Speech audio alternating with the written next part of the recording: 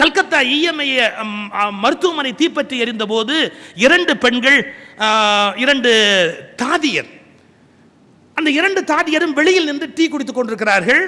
Nurse Anitha, Ramya என்று பெயருடைய 2 செவிலியர்கள், கேரளத்தை சார்ந்தவர்கள். நாம் எப்போதுமே அசிங்கமான ஜோக்குகளை சொல்லுகிற போது கேரளத்து நர்சுகளை பற்றி சொல்லி பழக்கப்பட்டிருக்கிறோம். ஆனால் அவர்கள் எவ்வளவு பெரிய தியாக தீபங்களாக இருந்திருக்கிறார்கள் என்பதையும் புரிந்து கொள்ள வேண்டும். அந்த அனிதா, ரம்யா என்கிற 2 பெண்கள் வெளியில் டீ குடித்துக் கொண்டிருந்தவர்கள் தாங்கள் வேலை பார்க்கிற மருத்துவமனையில் ஒரு தளம் தீப்பற்றி எறிவதை பார்த்தார்கள். தப்பி ஓடினால் ஓடி இருக்கலாம், உள்ளே ஓடினார்கள். காரணம், நோயாளிகளாலே நடக்க முடியாது, நோயாளிகளாலே தப்பிக்க முடியாது என்று உள்ளே போய் முடிந்தவரை நோயாளிகளை காப்பாற்றிவிட்டு கடைசியில் அந்த 2 தாதியரும் அந்த நெருப்பிலேயே இறந்து போய்விட்டார்கள். கொஞ்சம் யோசித்து பாருங்கள். இவர்களால் தான் இந்தியா இன்னும் கௌரவமாக இருக்கிறதே ஒழிய இந்த தேசத்து அரசியல் தலைவர்களால் இல்லை. இந்த தேசத்து அரசியல் தலைவர்களால் இந்த தேசம் தலை நிமிர முடியவில்லை. ஆனால் இப்படிப்பட்ட தியாக உணர்வுடையவர்களால் இந்த தேசம் இன்னும் தலை நிமிர்ந்து வாழ முடிகிறது. மும்பை தாஜ் ஹோட்டல் பற்றி இருந்தது, அதன் 6வது தளம் கருகியது, அதில் அவன் மனைவியும் குழந்தைகளும் எரிந்து போனார்களே.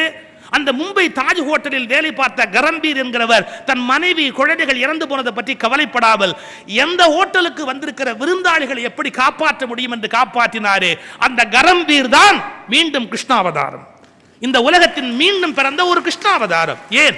தன்னுடைய ஹோட்டலில் வந்திருக்கிற விருந்தாளிகளை காப்பாற்றுவது முக்கியமே ஒழிய தன்னுடைய மனைவி மக்களை பற்றி வருத்தப்பட்டுக் கொண்டிருப்பது முக்கியமல்ல என்று தீர்மானிக்கிறார். ஒரு ஹோட்டல் மேனேஜர் என்ன காரியத்தை செய்து விருந்தாளிகளை காப்பாற்ற முடியுமோ அதை முழுமையாக காப்பாற்றுகிறார். அதை நிர்வாகமும் ஒப்புக்கொண்டது.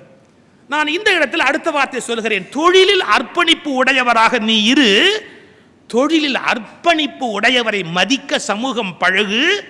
தொழிலில் அர்ப்பணிப்பு உடையவரை கொண்டாடுகிற தலைமை நாட்டில் உருவானால் 2020 இந்த நாடு வல்லரசாக மாற முடியும். ஒரு சிலருடைய அர்ப்பணிப்பை இளிச்சவாய்த்தனமாக நினைப்பது மூடத்தனத்தின் மிகப்பெரிய மூடத்தனம் அல்லவா? சில பேர் அர்ப்பணிப்பை கொச்சையாக பேசுகிறோம். முட்டாப்பைய அவன் இழுத்து போட்டுக்கிட்டு வேலை செய்யறான், தப்பு. இந்த நாட்டில் யார் சரியாக இருக்கிறார்களோ, சரியாக இருக்கிறவர்களை கொண்டாடுகிறவர்கள், மிகச்சரியானவர்கள் மேலே இருந்தால் இன்னும் அந்த நாடு மிகப்பெரிய வளர்ச்சியை அடைய முடியும் என்பதை ஒரு கணம் நாம் நினைத்து பார்க்க வேண்டும். சென்னையில் மாகாண மந்திரியாக சிபி ராமசாமி ஐயர் இருக்கிற நேரம், சிபி ராமசாமி ஐயர் போலீஸ் மந்திரி, அப்போ போலீஸ் மந்திரி அவருடைய காரு மெட்ராஸ் யுத்த நினைவு சின்னம் கிட்ட வருது. அப்போ அங்கே இருந்த சார்ஜென்ட் இப்படி மறிக்கிறார். டக்குன்னு காரை நிறுத்துறார். நிறுத்திட்டு, நீங்கள் செயின்ட் ஜார்ஜ் கோட்டைக்கு மெயின் என்ட்ரன்ஸ் வழியாக போக முடியாது, நீங்கள் பின்பக்கத்து வழியாக போங்க, அதனுடைய தென்புற வாயில் இருக்குது, அந்த வழியாக நீங்கள் போங்க என்றவரை சொல்லுகிறார். டிரைவர் பதறி போய் சொல்கிறார். உட்கார்ந்துருக்கிறது போலீஸ் மந்திரி, இவர் மறிக்கிறவர் சார்ஜென்ட். போலீஸ் மந்திரி பின்னாடி உட்கார்ந்துருக்கிறாரியா? அந்த சார்ஜென்ட் பதில் தெரியுமா? எனக்கு தெரியாது, என்னுடைய சுப்பீரியர் ஆஃபீஸர் சொன்னதை நான் சொல்லணும், இந்த வழியா வண்டியை விடாதேன்னு இருக்கிறார். அவர் சொன்னதை தான் நான் கேட்கணுமே ஒழிய போலீஸ் மந்திரி டிரைவர் சொன்னதை நான் கேட்க முடியாது. நீ என்னுடைய ஹையர் அஃபிஷியல் இல்லை, அவர் சொன்னதை தான் நான் கேட்டாகணும். உடனே சிபி ராமசாமி சொல்றார், ஒரு மீட்டிங் அப்பா, லேட் ஆகிடும், அப்படி அந்த வழியாக போனால் இப்படி சுற்றி போனால் லேட் ஆகிடும், சரி வண்டியை திருப்பு அப்படின்ட்டு வண்டியை திருப்பி பின்பக்கத்து வழியாக போய் உட்காந்தாச்சு. மீட்டிங் முடிஞ்சது. அப்போ காவல்துறை தலைவர் ஐஜி அவரை கூப்பிடுறாரு. சிபி ராமசாமி கூப்பிட்டு சொல்கிறாரு, இந்த யுத்த நினைவு சின்னத்துக்கிட்ட ஒரு சார்ஜென்ட் போட்டிருக்கீங்கல்ல, யார் இன்னைக்கு டியூட்டி? நான் இப்போ வெரிஃபை பண்ணி சொல்கிறேன் சார், யார் டியூட்டி? முடிஞ்சால் அவருக்கு ஏதாவது ப்ரமோஷன் கொடுங்க. ஏன்? He is very sincere, he is very sincere. சின்சியாரிட்டியை மதிக்கிற தலைவர்கள் மேலே இருந்தால் தான் நாடு உருப்படும். சின்சியாரிட்டியை மதிக்க விரும்பாத தலைவர்கள் இருந்தால் நாடு எப்படி உருப்படும்?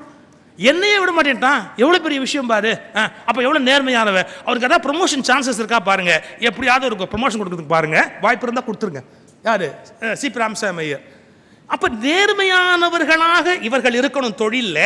அந்த நேர்மையை கொண்டாடுகிறவர்கள் மேலே இருக்கணும், அந்த தொழிலில் அதை பாராட்டக்கூடியவர்கள் மேலே இருக்கணும். என்னுடைய பேச்சுலக வழிகாட்டி பேராசிரியர் ராதாகிருஷ்ணன் திருச்சிராப்பள்ளியில் டாக்டர், அவர் தமிழ் துறையில் இருந்தவர். அவர் ஒரு நாள் அவரை மாவட்ட கலெக்டர் கூப்பிட்டு அனுப்புகிறார். இது நடந்த சம்பவம். கூப்பிட்டு அனுப்புகிறார். கூப்பிட்டு அனுப்பிச்சு ஒரு ஸ்லிப்பு கையில் கொடுத்தார். இந்த நம்பர் பேப்பர் உங்ககிட்ட வந்திருக்கு கரெக்ஷனுக்கு, இந்த நம்பர் பேப்பர் உங்ககிட்ட வந்திருக்கு அப்படின்னு. இவர் சொன்னார், அப்படியா அப்படின்னார். அது யாருன்னு சொல்லணுமா? ஒரு மிகப்பெரிய விஐபி அரசியல் தலைவர் ஒருத்தர் பேரை சொல்லிட்டு அவருடைய மகனோட நம்பர். நீங்கள் பார்த்து போட்டுட்டிங்கன்னா உங்களுக்கு நல்லது, எனக்கும் நல்லது. நீங்கள் பார்த்து போட்டுட்டிங்கன்னா, பார்த்து மார்க் போட்டுட்டிங்கன்னா உங்களுக்கு நல்லது, எனக்கு நல்லது.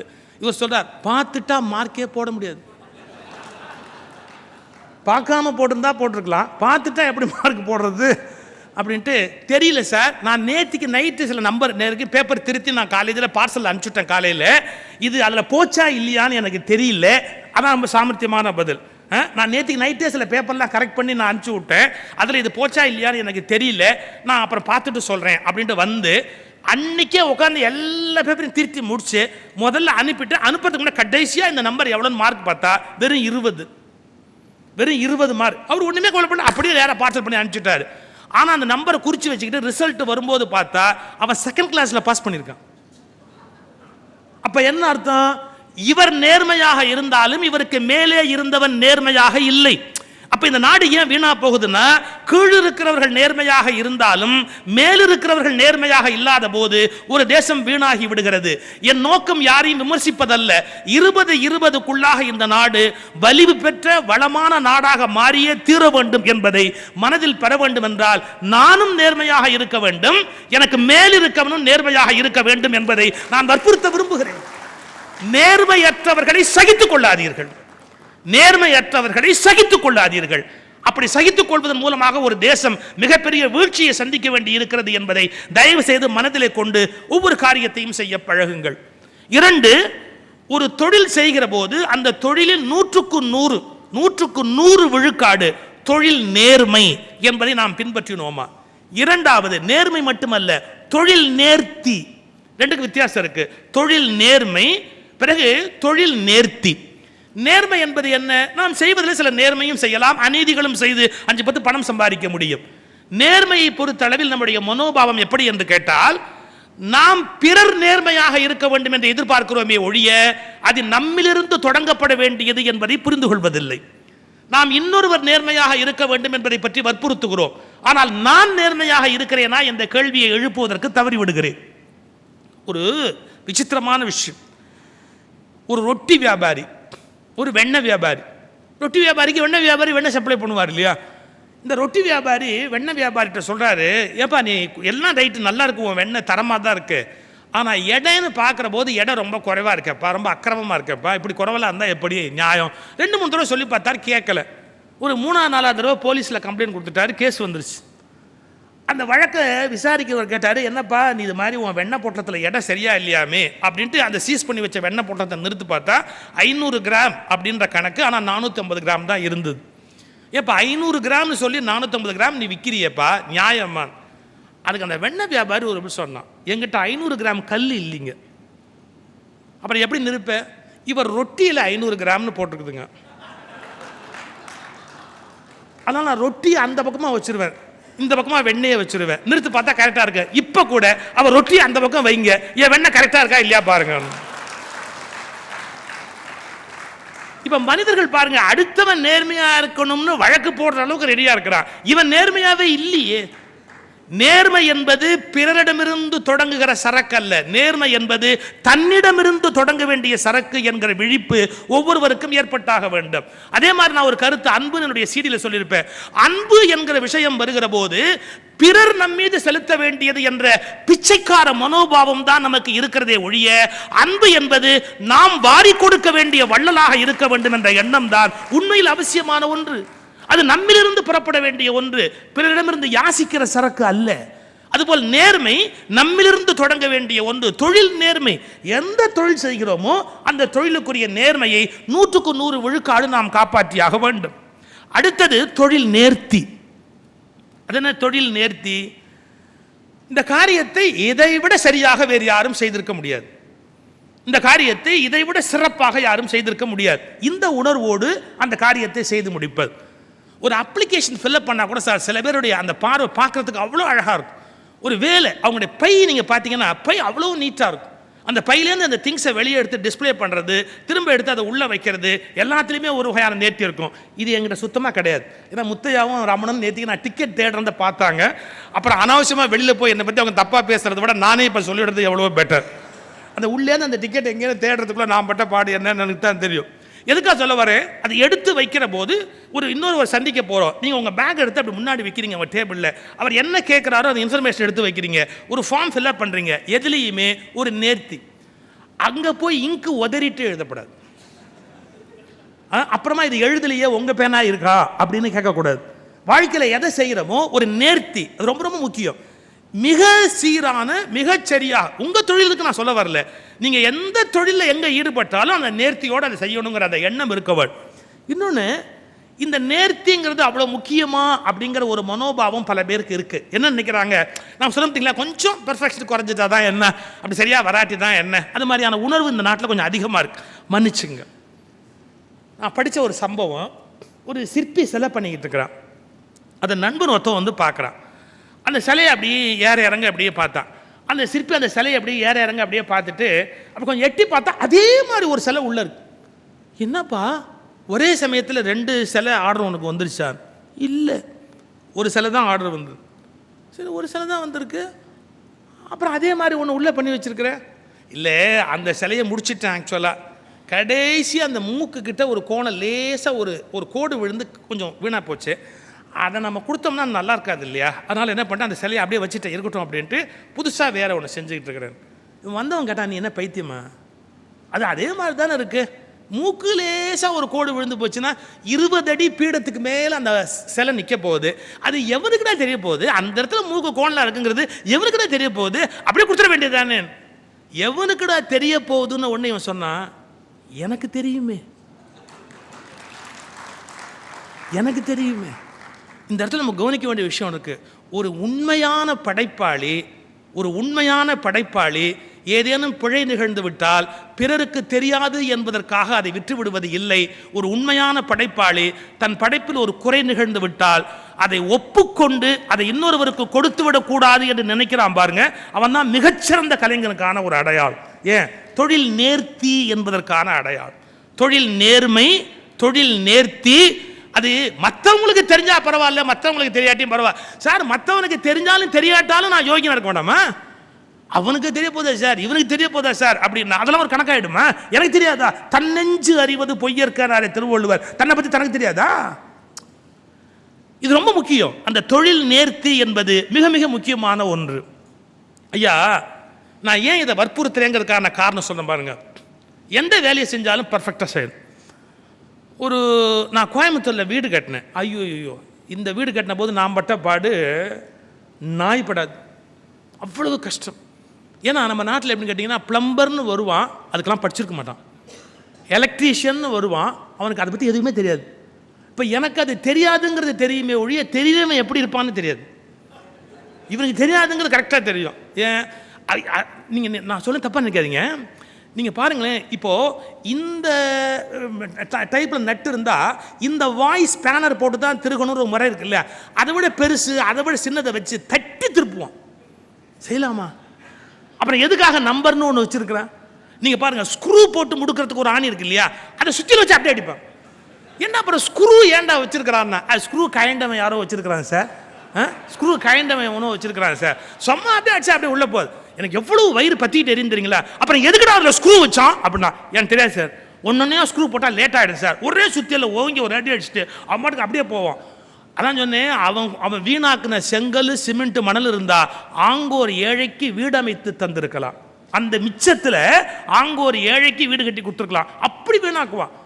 இல்லை, நான் ஏன்டா அப்படி வீணாக்குறேன்னு அவனை போய் கேட்டாச்சுன்னா சொல்லுவான், எனக்கே 3 வீடு இருக்கு தெரியுமா, நான் ஒன்றும் ஏழை இல்லை உன்ட்ட வந்து வேலை பார்க்கறதுக்கு, எனக்கே 3 வீடு இருக்குது அப்படிங்கிறான். என்ன பேசுறது? ஏன்னா இதை வீணாக்கக்கூடாது, ஒரு பொருளை வீணாக்கக்கூடாது, அழிக்கக்கூடாது. இந்த எண்ணம் மனசில் வரணுமா இல்லையா? நீங்கள் இப்படி புரிஞ்சுக்கங்களேன், நம்ம ஏன் அதை வீணாகக்கூடாதுன்னா, அது என் காசு இல்லைங்கிறது இன்றைக்கி மக்களுடைய ஆட்டிடியூட். என் காசாக இருந்தால் அது ஒரு மாதிரி, அவன் காசாக இருந்தால் ஒரு மாதிரி. இது ஒரு தவறான பழக்கம். என் காசுனா ரொம்ப கவனமாக இருக்கிறது, அவன் காசுனா அதை பற்றி கவலை இல்லாமல் இருக்கிறது. இது ஒரு தவறான பழக்கம். இதுக்கு அடுத்தது என்ன அப்படின்னு கேட்டால், எவ்வளவோ போகுது, அதோட இதுவும் போயிட்டு போகுது, என்ன கெட்டு போச்சு. இது இன்னொரு மோசமான பழக்கம். நான் எதுக்காக இதை சொல்கிறேன்னா, நாம் எப்படி நடந்துக்கிறோங்கிறத பொறுத்து தான் வாழ்க்கை நமக்கு திருப்பி கொடுக்கும். இந்த ஃபிலாசபி யாருக்கும் புரிய மாட்டேங்க. ஒரு பில்டிங் கான்ட்ராக்டர் வீடு கட்டுறாரு, ஒரு முக்கியமான ஒரு மேஸ்திரியை வச்சு முழுக்க நம்பி அவர்கிட்ட ஒப்படைச்சிருவார். இதை நீ பார்த்துக்க அப்படின்னு.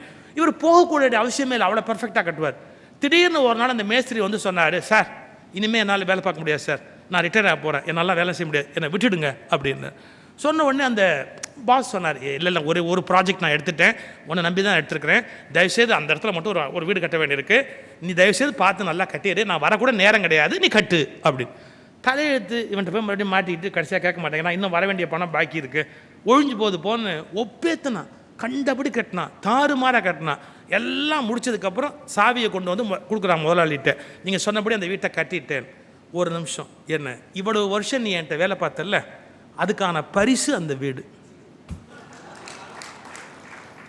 அதுக்கான பரிசு அந்த வீடு இந்தா வச்சுக்க. அப்போ அடிச்சுக்கிட்டான் பாருங்க. ஷோ, இது எனக்கு தான் கொடுக்க போகிறான்னு தெரிஞ்சிருந்தா எப்படி கட்டியிருப்பேன் தெரியுமா, இது எனக்கு தான் கொடுக்க போகிறான்னு தெரிஞ்சிருந்தா நான் எப்படி கட்டியிருப்பேன் தெரியுமா. எனக்கு இந்த கதை முக்கியம் இல்லை, ஒரு மெசேஜ் இருக்குது. நீங்கள் இந்த உலகத்தில் என்ன மாதிரியான காரியங்களை செய்கிறீர்களோ அதை வைத்துதான் கடவுள் உங்களுக்கு சம்பளம் கொடுக்கிறார். அதாவது அவராக எதையும் கொடுப்பதில்லை, உங்கள் செயல்கள் மூலமே தான் உங்களுக்கு கடவுள் சம்பளத்தை கொடுக்கிறார் என்பதை தயவு செய்து புரிந்து கொள்ளுங்கள். அதாவது என்னுடைய ஆக்ட் தான் எனக்கு ரியாக்ஷனாக திரும்பி வரும். நான் என்ன பண்ணுறனோ அதனுடைய எதிர் விளைவாக தான் எனக்கு இந்த உலகத்தோட தண்டனை வறுமை ஒழிய, கடவுள் ஒரு கோர்ட்டு நடத்தி திடீர்னு இபிகோ படி செக்ஷன் 14 படி உன்னை புக் பண்ணுறேன்னு எவனையும் புக் பண்ணுறது இல்லை. நம் செயல்கள் தான் நமக்கு எதிர் விளைவுகளாக மாறி நமக்கு நடக்க வேண்டிய அந்த காரியங்களை நடத்தி காட்டுகின்றன. இந்த உணர்வு வேலை செய்கிற ஒவ்வொருவருக்கும் இருக்க வேண்டியது மிக மிக முக்கியமான ஒன்று, சரியான ஒன்று. இன்னும் கொஞ்சம் அடுத்தாவில் போனால், பணியில் மூழ்கிய பண்பாளர்கள். என்ன பணியில் மூழ்கிய பண்பாளர்கள்?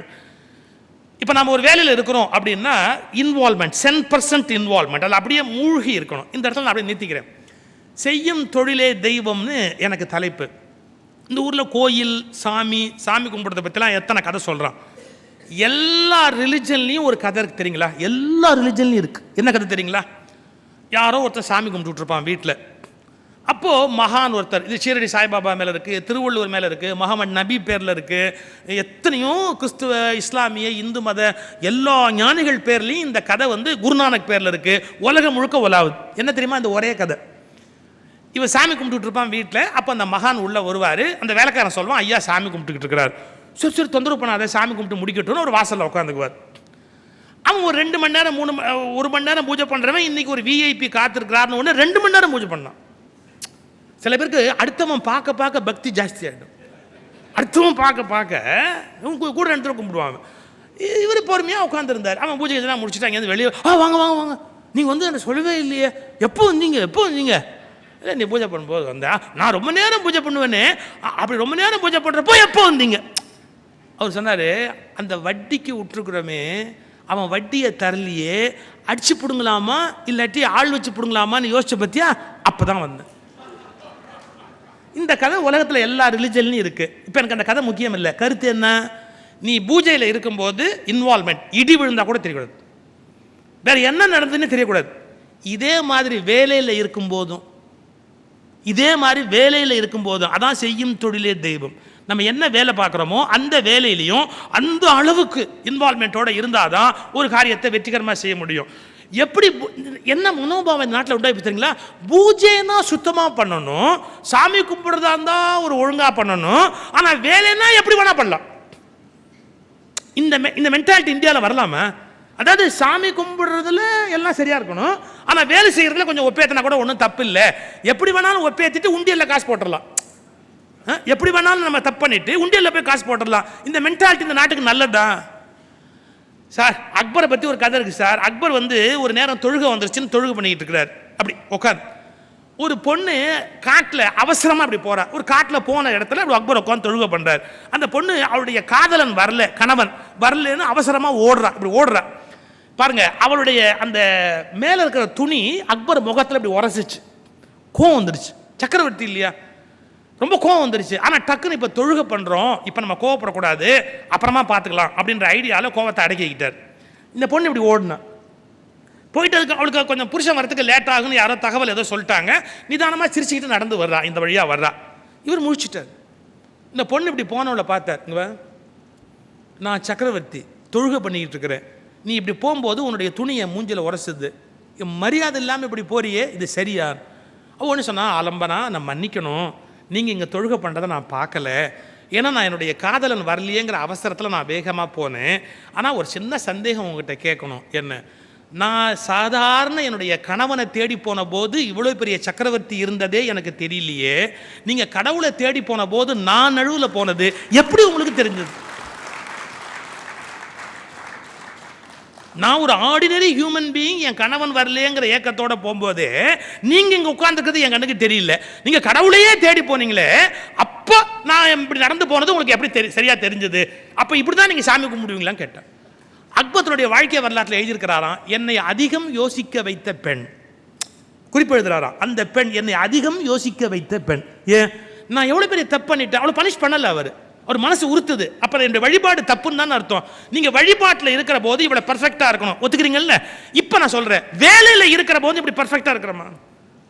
நீங்க எவ்வளவு பொதுத்துறை நிறுவனங்கள்ல போய் பார்த்தா வெட்டி கதை, வீண் கதை, அரட்டை, யாரோடைய பேச்சு. நான் என்னுடைய கட்டுரையில் எழுதியிருந்தேன், இந்திய நாட்டில் மட்டும்தான் ஒரு அரசு அலுவலகத்தில் கூட அரசு வேலையில் ஒருவர் இருக்கிற போது இன்னொருவர் பக்கத்தில் வந்து நின்று கொண்டு சலசல என்று பேசுகிற அசிங்கமான காரியம் இந்திய அரசு அலுவலகங்களில் நீங்கள் பார்க்கக்கூடிய ஒன்று. எவனோ ஒருத்த பக்கத்தில் வந்து பேசிக்கிட்டு இருப்பான், இங்க வந்தவனை விட்டுட்டு அவன் பாட்டு பேசிக்கிட்டே இருப்பான், செல்போன்ல பேசிக்கிட்டே இருப்பான், எதிரில் இருக்கிறவனை கவனிக்க மாட்டான். என்ன கொடுமை இது? சரி, இமிகிரேஷன் நடக்குது சார், இமிகிரேஷன் நடக்குது, இமிகிரேஷன் கவுண்டர்ல ஒருத்தரை எப்படி ஸ்க்ரூட்டனைஸ் பண்ணணும், அங்க ஒரு ஆபீசர் உட்கார்ந்துருக்கான், பக்கத்துல நின்று ஒருத்தர் என்னமோ பேசிக்கிட்டே இருக்கான், தொண பேசிக்கிட்டே இருக்கிறான். அது பேசுற இடமா? அது ஒரு அலுவல் நேரம் இல்லையா? ஒன்னு புரிஞ்சுக்கங்க, கோயில்கள் மட்டும் கோயில்கள் அல்ல, அலுவலகங்கள் கட்டிடங்கள் அல்ல.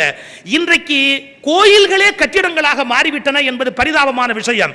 ஆனால் அலுவலகமே ஆலயம், வேலையே வேள்வி என்ற எண்ணம் வந்தால்தான் இந்த நாடு மிகப்பெரிய வளர்ச்சியை அடைய முடியும். அலுவலகமே ஆலயம், வேலையே வேள்வி.